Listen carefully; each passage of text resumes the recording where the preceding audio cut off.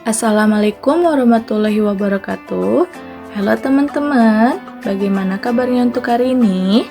Semoga kalian selalu dalam keadaan sehat walafiat. Amin.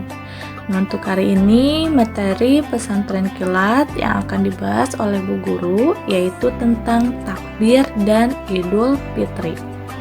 Nah, di dalam materi takbir dan Idul Fitri ada beberapa pembahasan yang akan Bu Guru bahas.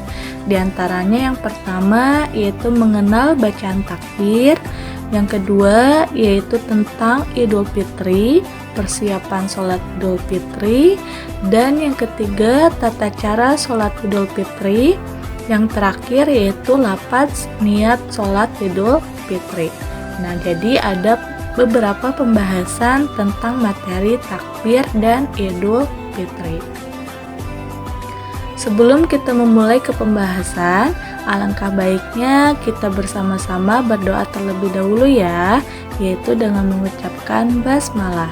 Bismillahirrohmanirrohim. Nah teman-teman, mari kita mulai ke pembahasan ya. Pembahasan yang pertama yaitu mengenal bacaan takbir.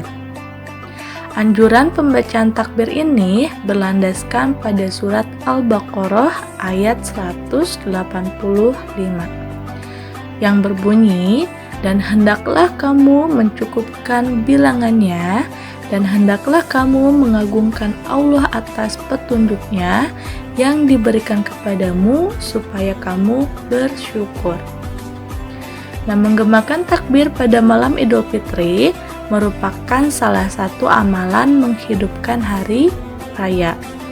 Amalan menghidupkan hari raya adalah amalan istimewa penyempurna Ramadan. Hal ini pun tertuang pada hadis yang berbunyi, "Barang siapa yang menghidupkan malam hari raya, Allah akan menghidupkan hatinya di saat hati-hati orang sedang mengalami kematian." Nah, itu hadis yang berbunyi tentang bagaimana pentingnya kita membaca takbir di malam Idul Fitri.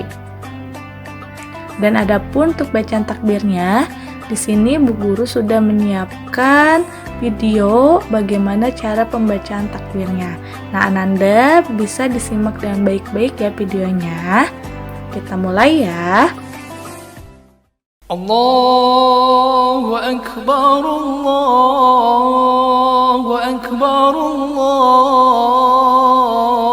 Akbar. La ilaha illallah, Allahu Akbar, Allahu Akbar, walillahil hamd.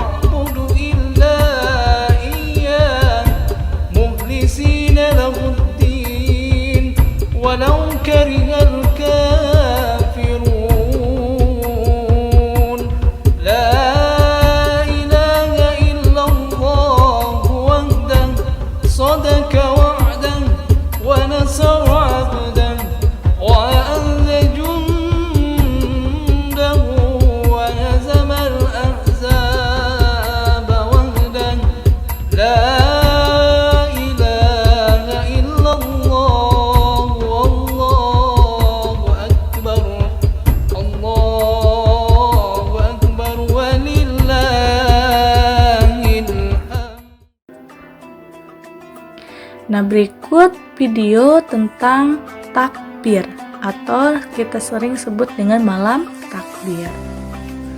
Nah, sekarang pembahasan yang kedua yaitu tentang Idul Fitri.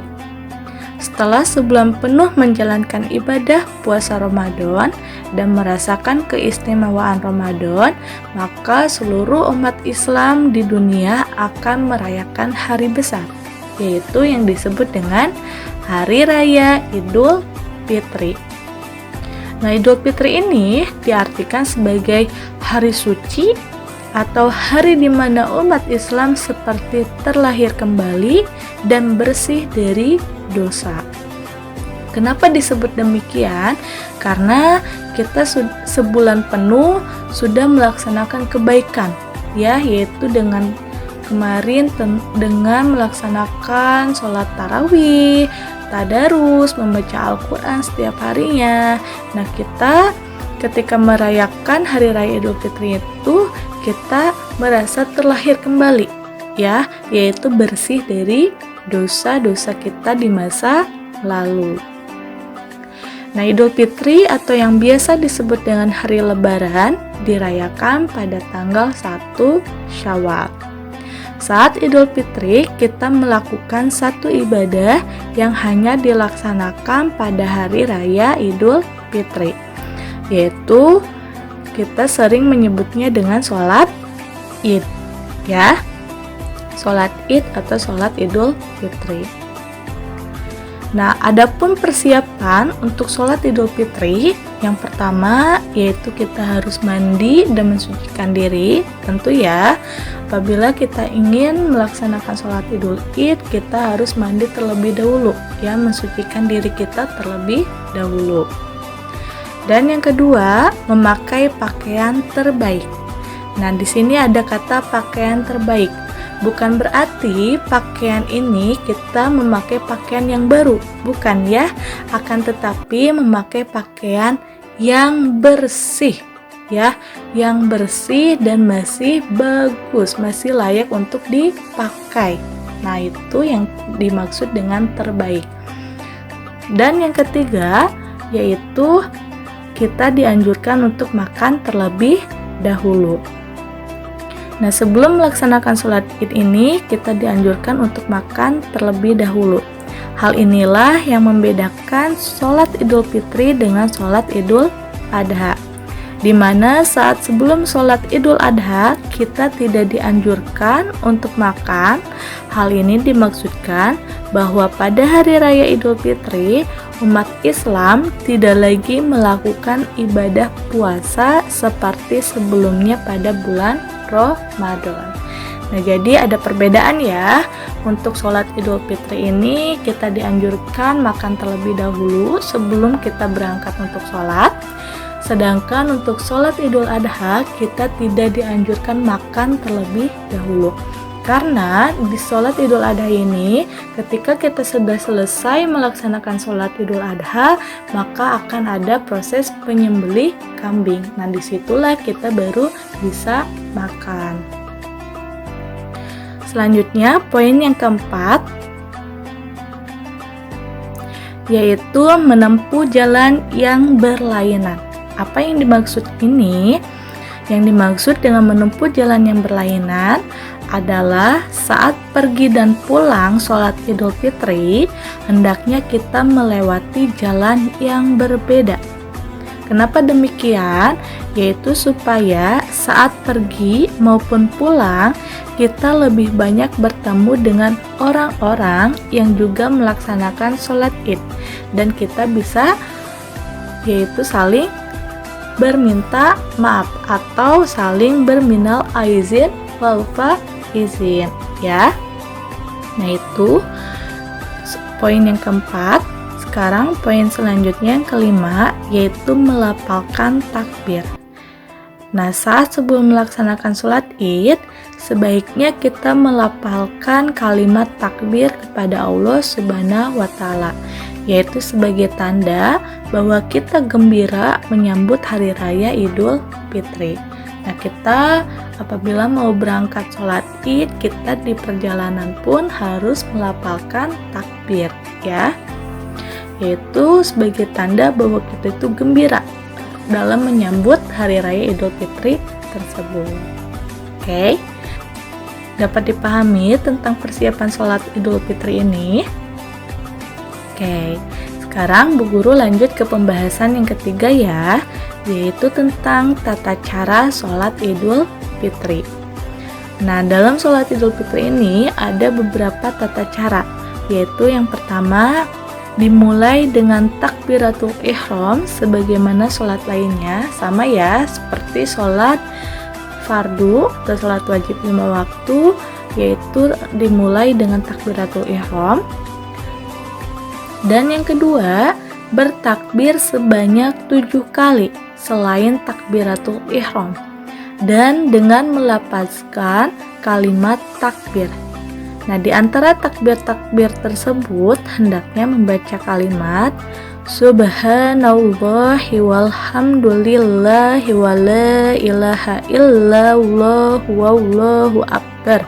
Allahumma gfirli warhamni.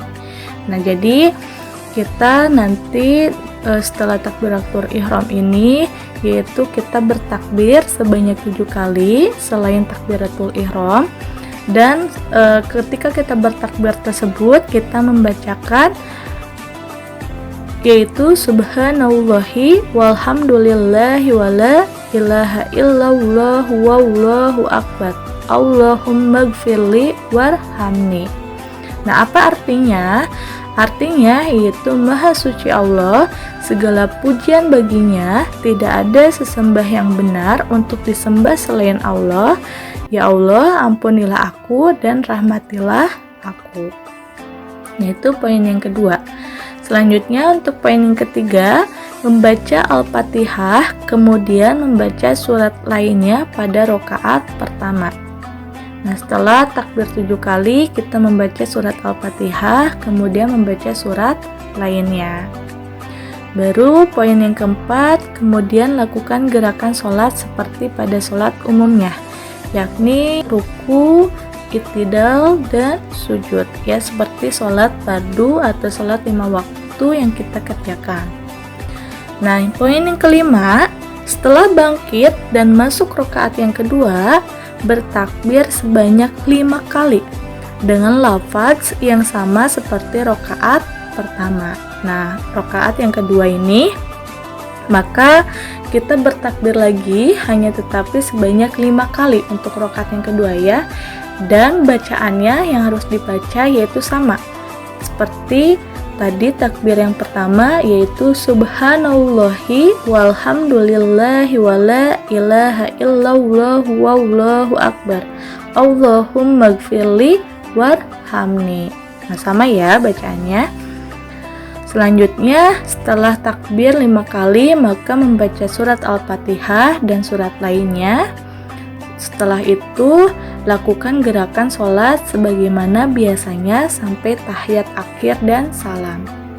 Nah, seperti sholat-sholat lainnya ya, setelah membaca surat Al-Fatihah dan surat lainnya, maka kita melaksanakan ruku, iktidal, sujud, dan sampai ke tahiyat akhir.